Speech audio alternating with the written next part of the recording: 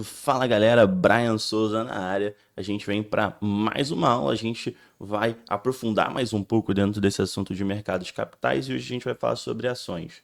Então a gente vai ver diversas coisas. A gente vai aprender o conceito de ação, a gente vai fazer a diferenciação do que são ações preferenciais e do que são ações ordinárias. Vamos entender como que as pessoas ganham dinheiro de fato com ação e vai ser bem mais rápido do que esses cursos de day trade que vêm para vocês e bem mais assertivo. Conceito de tag along, que é uma ferramenta protetiva. Imposto de renda, então, pô, tive lucro, como é que eu vou pagar o imposto? Conceito de mercado primário e secundário e por fim a gente vai ver como que você pode escolher uma ação para investir de forma racional. Tudo bem detalhado, bem explicado. Então vamos lá, sem enrolação, porque esse é um tema muito importante para a tua prova, porque como ele tem diversos nuances, né? São todos nuances simples, questões fáceis, mas como tem vários nuances, é importante você ter uma visão completa do assunto para você estar apto realmente a responder qualquer questão na prova. Então vamos lá. Na aula passada, meio que quando a gente já falou ali de como funciona o mercado de capital, a gente já deu uma passadinha em ação, né? E o que que é ação? Ação, uma empresa lá vai emitir porque a empresa está precisando de dinheiro, né? Só que ela não gera dívida, ela gera novos sócios. Lembra disso? Então o que que acontece? Quando você compra uma ação, você se torna sócio da empresa.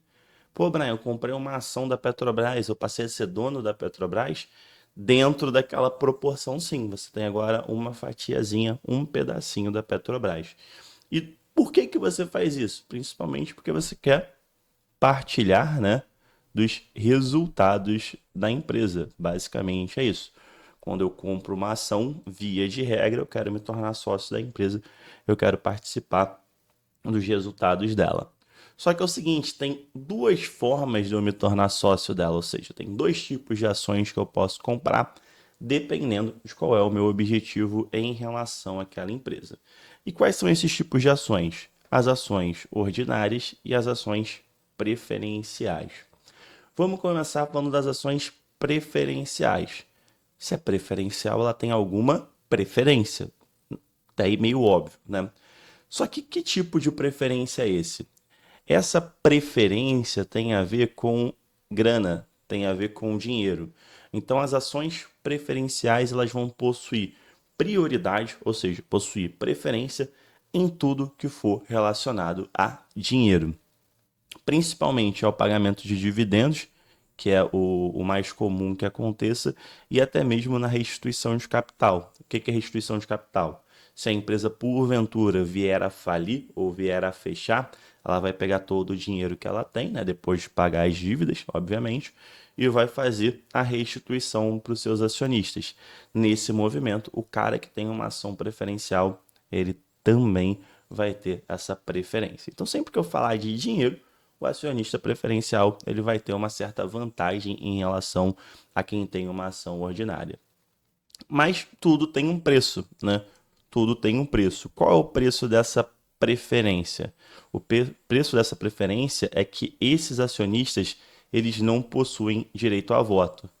Então esse cara ele não está preocupado muito em participar das decisões da empresa.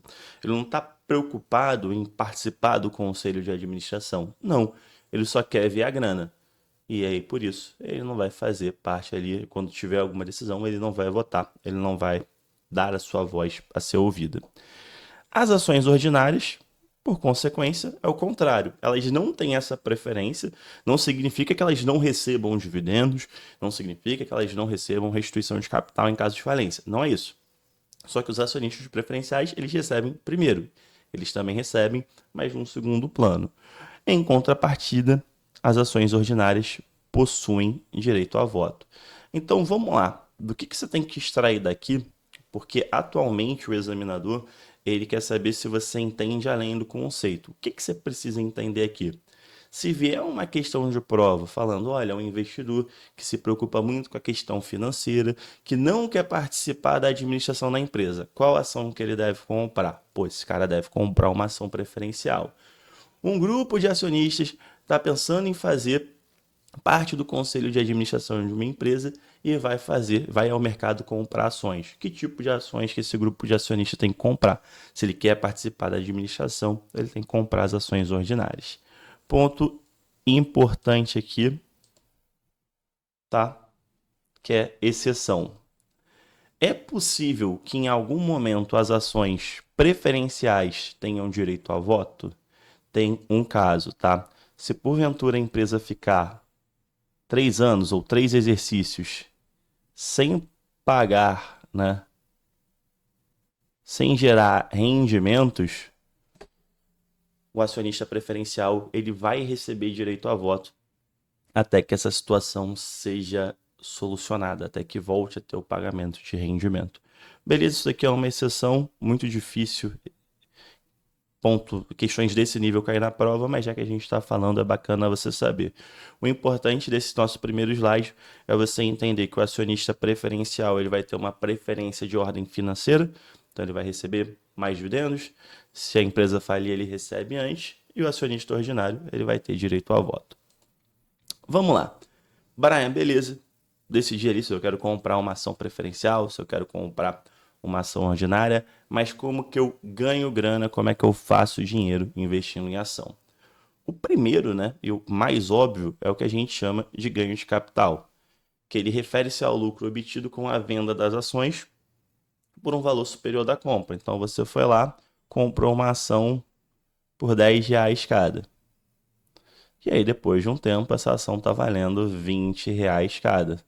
Então você teve aqui um lucro de R$ 10. Ponto. Simples assim. Só toma cuidado com algumas terminologias. É muito comum dentro desse mercado de capital a gente chamar a venda de alienação. Então, o ganho de capital ele também pode ser conhecido como a diferença entre o preço da alienação e o preço da compra. A mesma coisa, a diferença do preço da venda e o preço da compra. Beleza? Dividendos. Dividendos é uma outra parte legal, que é o quê? É a distribuição de parte dos lucros, tá? Então, quando a empresa ela tem lá a sua função, ela vai juntar um lucro dali dentro de um determinado período. Por exemplo, dentro de um ano ela teve um lucro. A empresa precisa repartir uma parte desse seu lucro com os seus acionistas. Esse dinheiro cai na conta dele. Então, é aquela ideia básica, né?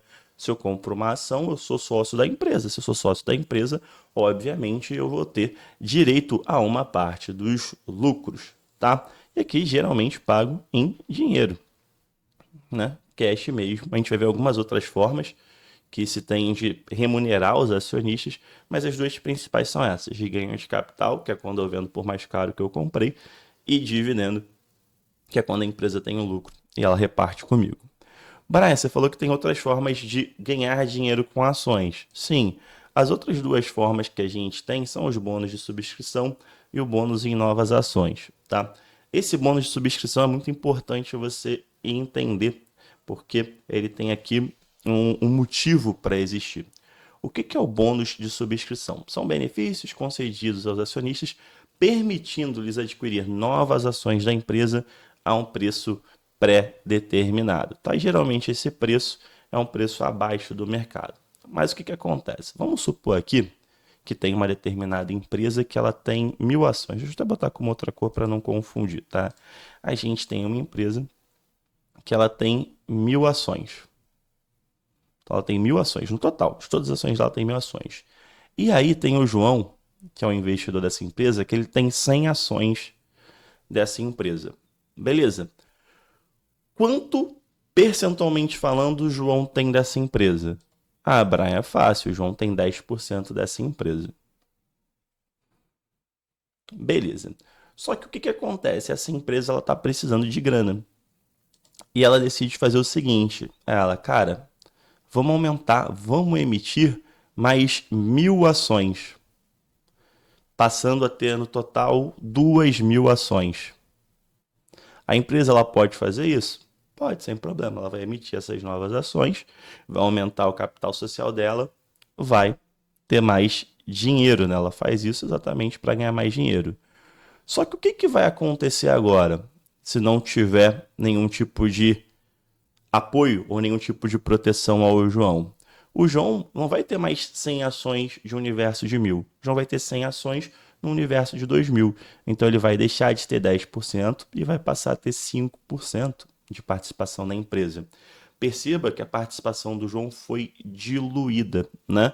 Ele mantém a quantidade de ação, mas como aumentou o número de ação, a participação dele se diluiu. E isso não pode acontecer, né? Tem que ter uma proteção aos acionistas. E essa proteção, ela vem dentro desse bônus de subscrição. Então, o que acontece?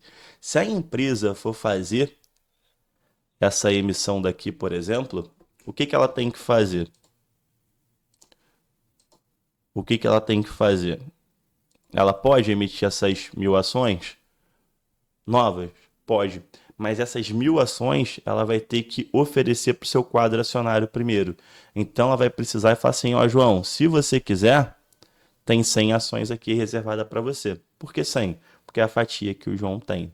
E geralmente, né, essas ações que eu ofereço para os meus acionistas, elas vêm num preço inferior ao preço de mercado. Então, o bônus de subscrição é isso. Eu ofereço, né, novas ações ao meu acionista por um preço reduzido e sempre percentualmente a participação dele dentro desse novo universo de ações que eu estou lançando, tá? Qual o grande motivo de existir o bônus de subscrição? É não deixar que isso daqui aconteça. Então, um dos grandes motivos do bônus de subscrição é para proteger o investidor de um eventual efeito de diluição, né? Dele perder a participação societária dele por conta disso. E por fim, a gente tem o bônus em novas ações. O bônus em novas ações ele é muito parecido com os dividendos, tá? Ele tem relação também com o lucro da empresa, tá? Ele tem relação também com o lucro da empresa. Só que o que acontece? Às vezes a empresa ela vai ter aquele lucro, entra aquele dinheiro para ela e ela teria que distribuir esse lucro em dividendos. Só que ela olha, pô, é mais interessante eu ficar com esse dinheiro em caixa e tocar algum projeto do que eu pagar isso realmente em dinheiro aos acionistas. O que eu vou fazer? Eu vou ficar com o dinheiro em caixa e ao invés de dar dinheiro, eu dou novas ações gratuitamente. Então, o bônus em novas ações nada mais do que o dividendos pago em forma de novas ações. Isso daqui é muito bacana, por quê? Porque preserva ele preserva o caixa da empresa. Ele preserva o caixa da empresa. Então a empresa continua com o dinheiro em caixa para fazer os seus projetos e dar novas ações para os seus acionistas. Beleza? E assim a gente fecha essa parte de como ganhar dinheiro com ações. Lembrando que o mais importante é essa nossa tela aqui, ganho de capital, né? Que é a diferença do lucro da venda e da compra, e a parte de dividendos. Vamos lá. Vamos falar sobre Tag Along. Tag Along é um dispositivo protetivo que permite aos acionistas minoritários vender os seus ativos por no mínimo 80% do valor da venda dos acionistas majoritários, em caso de alienação da direção da empresa. A lei determina que apenas as ações ordinárias são amparadas obrigatoriamente por esse dispositivo. Brian, entendi. PN, ficou difícil. Vamos lá. Imagina que a gente tem aqui a empresa, tá? O Complexo Educacional Brian Souza. Beleza? Então, eu abri essa empresa. Eu tenho 60% das ações. E os acionistas minoritários têm 40% das ações. Ok? Aí um determinado grupo de educação viu e falou, cara, eu quero comprar o Centro Educacional Brian Souza. Perceba, eu tenho 60% das ações. Ele pode vir aqui para mim e falar, ó, Brian, eu te ofereço R$ 100 por cada ação para você vender para mim. E eu vou vendo 60% das minhas ações para esse grupo. O que vai acontecer? Vai mudar o grupo, né? Vai mudar a direção da empresa. Aqui, ó, vai mudar a direção da empresa. Então, o acionista majoritário, sou eu, nesse caso, eu vendi a maior parte da empresa. Então, quem comprou obrigatoriamente tem que fazer uma oferta de pelo menos 80% do valor para os outros acionistas. Então, tem que oferecer para essa galera uma oferta de R$ 80 de compra, pelo menos. Esse grupo ele não é obrigado a vender, tá? Só que quem está comprando a posição majoritária tem que fazer essa oferta também para o grupo minoritário. Esse direito é o tag along. Esse direito ele é obrigatório para as ações ordinárias e obrigatório pelo menos 80%. Mas pode ter um tag along de 100%, que o mesmo valor que vão oferecer para o grupo majoritário tem que oferecer para o minoritário? Pode, não tem problema. Pode ser que a empresa dê o direito de tag along também para os acionistas preferenciais? Pode, não tem problema. Mas o mínimo que a lei exige é que os acionistas ordinários têm que ter esse direito e que pelo menos esse direito seja no valor de 80%. Tá? Tag along é um pouquinho complicado de entender mesmo. Muito raro de acontecer esses movimentos. Muito raro de cair na prova, mas recentemente a gente teve uma questão e só com esse conceito você já consegue resolver. Beleza? Vamos falar aqui de imposto de renda. Muita gente não gosta de imposto de renda, mas o imposto de renda é bom, né? Porque se você paga imposto de renda, significa que você teve lucro, né? Então esse aqui é o primeiro ponto que você tem que saber, né? Imposto de renda tem relação com lucro. E dentro do universo de renda variável, nós temos dois tipos de operação. A gente tem o swing trade e o day trade, que a galera fica aí vendendo curso na internet. Vamos entender o que é day trade, porque o que não for day trade vai ser swing trade. Day trade é negociação feita no mesmo dia. Comprei uma ação hoje, vendi uma ação hoje. Se eu fiz isso, é day trade. Se eu compro uma ação hoje e vendo ação amanhã, é day trade? Não, não é. Se eu compro uma ação hoje e vendo semana que vem, é day trade? Não é. Se eu compro uma ação hoje e vendo essa ação daqui a 300 anos, não é day trade. Day trade é só operação no mesmo dia. Então, tudo que não for day trade vai ser swing trade. Ponto importante dentro do universo de ações, tá? Dentro do universo de ações em questão de pagamento de imposto de renda. Diferente da maioria dos investimentos, a responsabilidade de recolher o imposto é do próprio investidor. Do próprio investidor. Então, se eu tenho lucro com a ação, eu que vou ter que fazer o meu recolhimento. Eu faço isso através de um documento chamado DARF, tá? Através de um documento chamado DARF. E eu tenho que fazer esse pagamento até o último dia útil do mês seguinte. Então, eu tive lucro em dezembro.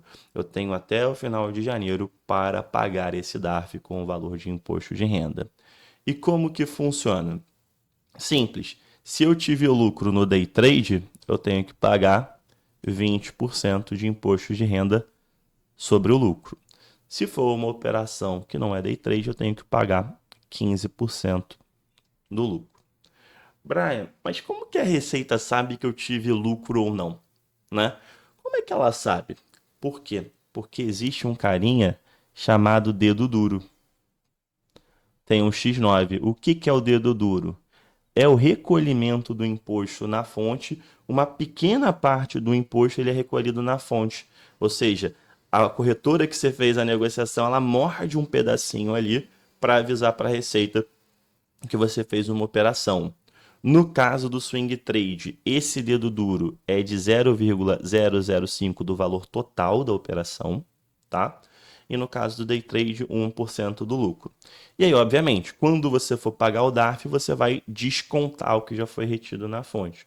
Mas o objetivo desse imposto daqui que é recolhido na fonte, ele é realmente só identificar quem fez as operações. Ponto importante, existe uma isenção, tá? No caso das alienações de até 20 mil por mês. Então, se você vender menos de 20 mil por mês, você está isento de imposto, desde que seja uma operação swing trade. Day trade, não importa o valor, você vai pagar imposto. Presta atenção que a alienação é venda, né? Lembra disso? A alienação é venda. Então, se você vender até 20 mil reais, dentro do mês você está isento de imposto de renda se for uma operação swing trade. Eu vou escrever isso daqui, ó, deixa eu apagar tudo. Deixa eu explicar isso para vocês, porque tem gente que se confunde. Vamos supor que eu comprei R$ 1.000 em ação. Ok? E aí, eu vendi por 19 mil. Qual foi o meu lucro? Meu lucro foi 18 mil. Quanto que eu vou pagar de imposto? Bem, se eu só tiver feito essa operação, eu não vou fazer nada. Por quê? 19 mil é menor que 20 mil. Ou seja, o valor da alienação, o valor da venda foi inferior a 20 mil. Então aqui eu vou pagar zero de imposto. Agora imagine o seguinte: eu comprei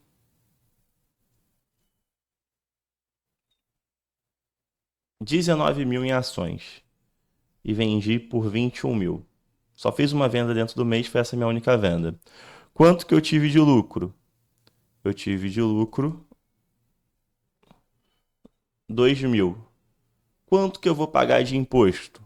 Bem, a venda ela foi superior a 20 mil, então eu tenho que pagar. Como é uma operação de swing trade, eu tenho que pagar 15%, então eu vou pagar R$ 300 de imposto.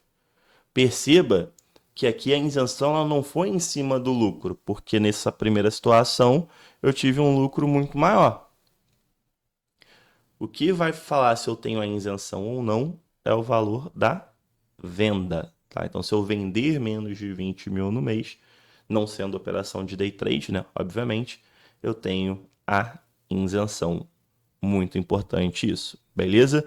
Vão tentar te pegar. Geralmente, eles dão um exemplo desse daqui, falando que o cara teve um lucro menor do que 20 mil e por isso ele é isento. Não é assim que funciona, tá? Muito cuidado com essa pegadinha, porque o examinador gosta desse tipo de conceito meio que dúbio, meio que confuso, para fazer você errar na prova.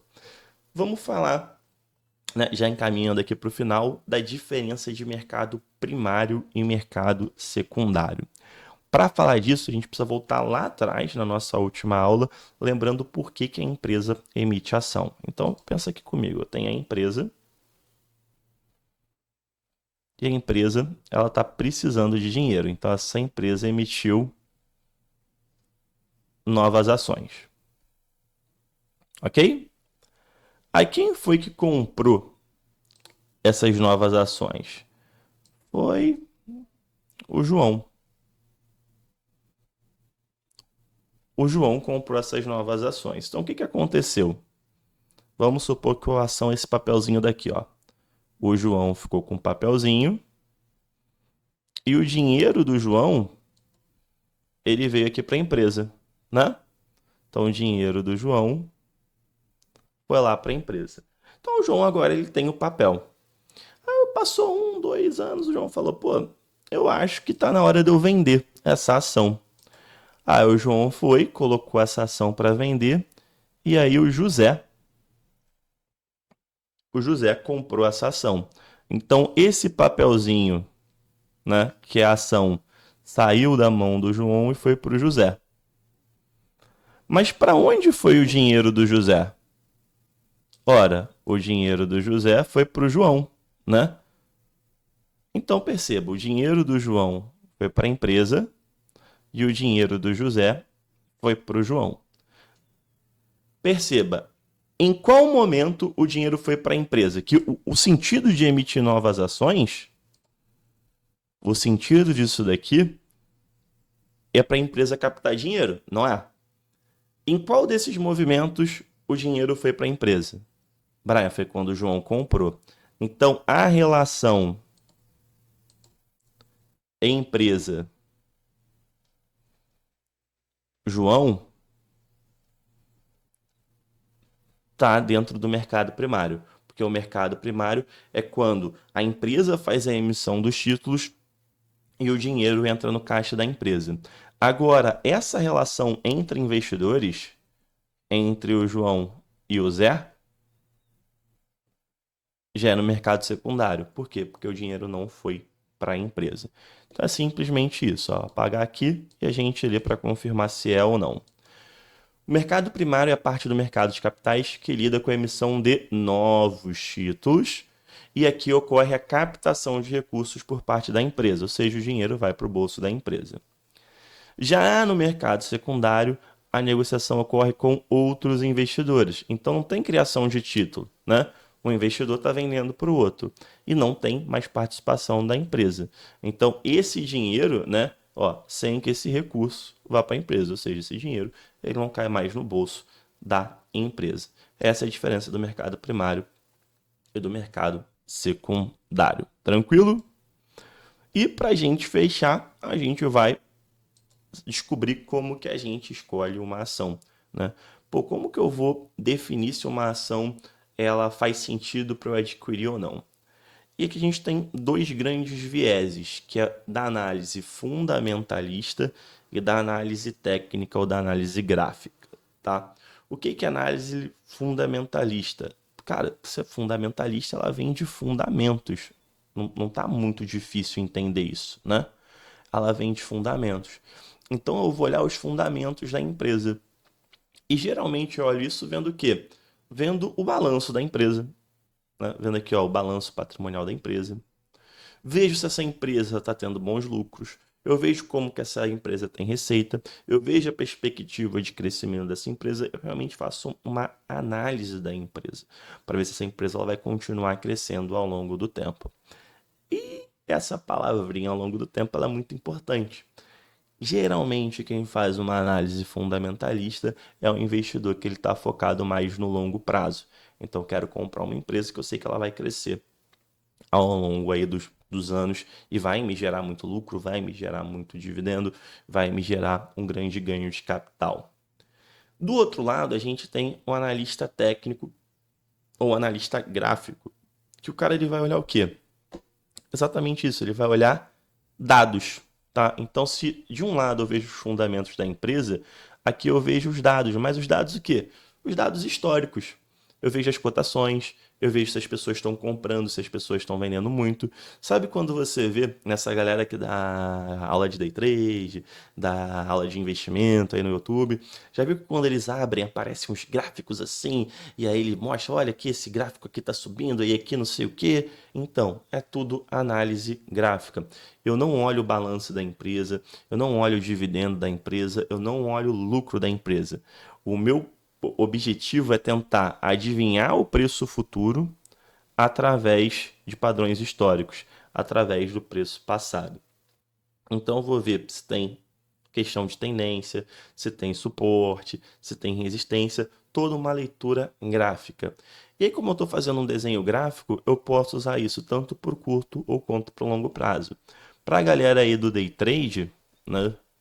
Para a galera do day trade, é o pessoal que utiliza muito a parte de análise gráfica, porque você consegue tirar alguns insights para trabalhar no curto prazo, diferente da análise fundamentalista, que é uma análise onde você realmente vai tentar ali ver por dentro da empresa, né? É algo muito específico e que você deve ver um resultado só a longo prazo. Então tem essas duas formas de escolher a ação.